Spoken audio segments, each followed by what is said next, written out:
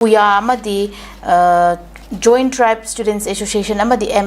FNCC na drive makha chatharapoina Tamenglong District Hospital ki fibam sing yang singkre hospital asida ko pediatrics amadi surgery doctor laitaba nurse tara ki manungda taruk na mahut silamba thengna rakhiba amadi ko gi medical superintendent na fawba ko gi mai gi thodang haiba tare ko gi electrician gi thodang fawba lauduna leiramne happy gi wafam neza masi nongini gi mamang gi chatharapa laigre masida ko gi amna fibam soksalamba haiba tare masida ko gi Lengaki tabak se tauraga posting tariba mafamda chatning drabadi kogi tawning ba misingda oina tawhallasi haibagi wafam su puyana thamki wafam ni kamai thamini ngaja masi yamna chronic oiba pot amane boko lady ba pot chedi medical and education haibasina laibak asigi backbone ori ni yanglin saru ori bane boko taibung miyo punamak se nanu haibam te yaroeba adu mahitam da be yaroeba pot mayam punamak se adada akoi gi di hairi ba pot ase Karamaina government na masi monitor tauri haba privatization tauri iba pot ase hairi sector ni sida hairi privatization tauri ise masina akoi gi miyo bagi marak sida koi gi disequilibrium ama thole bako social disequilibrium ama leheli she hairi ba pot an sida highly koi gi privatization tauri padagi ne bako aduna maram orakan aside da government gi leriba school and medical institutions sing ase mai pung phana phajana ran tawang ngamakri bane buko masida policy sem do khadaba makan gi meham leire ko aduna leiri ba pot meham si masi sai sida tela matam sida masi gi area sida khana bada matam ai chane na khande akoi pamjaba wakhalon kaino su meham le mang su sometimes karga dum phongdo ke ba lei ko adu medical experience amu ena mana medical profession da sangi se han bada khona Aikogi leba asida kwaidigi leriba porche medical experience yam khalakpadi yam phe buko but kedobi yam khal ino haiba issue sine ba khoina nenaga ba porche kedobi no ba su yam experience oire iba porchi kari kino haiba ma adai oiningi ba kamu sing asigi magi motive magi mentality si kari no haiba ma haidi haiba anisidi purely lucrative kenoga yamna thapna ba pot amane ba haiba sinpham da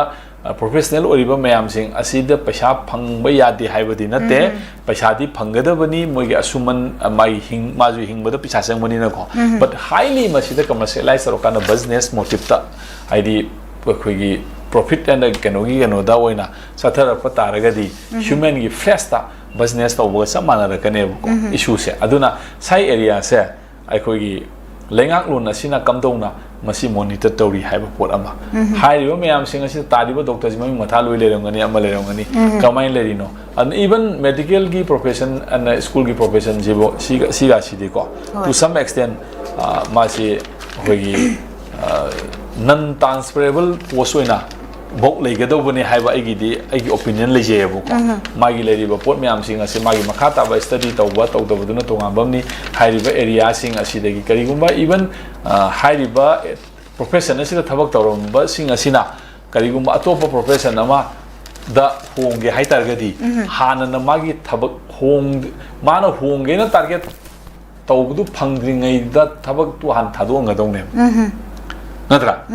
ID samna hakanda IC doctor were doctor khalle doctor oina IC MPS amu IS oining ebuko adu targati ma IS oidu thingbai nate MPS oidu thingbai nate but hana mana ojeri ba medical profession do madu hana totally madu thadok piyo buko thadok ba thau phang matum thadok bana taba thau phang abu thadok kine buko aina hainingi sina thau phang dringai da madu thage na khan ba targati madu da hana sangbiru rano buko adudum target to bikro buko adu option na mo maram masin yam luba area amane buko oza haiba edu health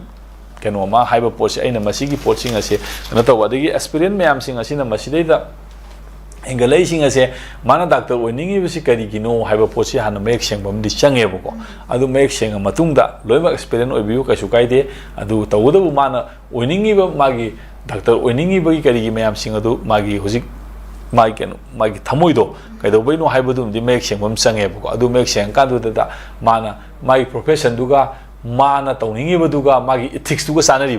sanadibra ise mana self decision am lojega dawne buko adu kandu da masi tawgada bani natraga di posi yana masi human gi akhoi gi place ta masi business to boy na tholakani adon leriba myam yenghen mana chatpana aduna adana ga thoidona masi yam kaina kana ga dam tungti yenghel lei ngom gadam nate thengnaruba marai buk thiba khana da thokpe yai wari bobu ko ama to we yai adona masidi yamna leiba ase leiba oina pandabagi leiba ase leiba oina pandabagi ni khong kano ne ba magi symptoms ne uliba myam sing ase ad leiba oina palama tamda posi loimak tholakani taseng leiba ama haibase leitabagi symptom ne ba koi da kai ba pot myam se drug lalomba de health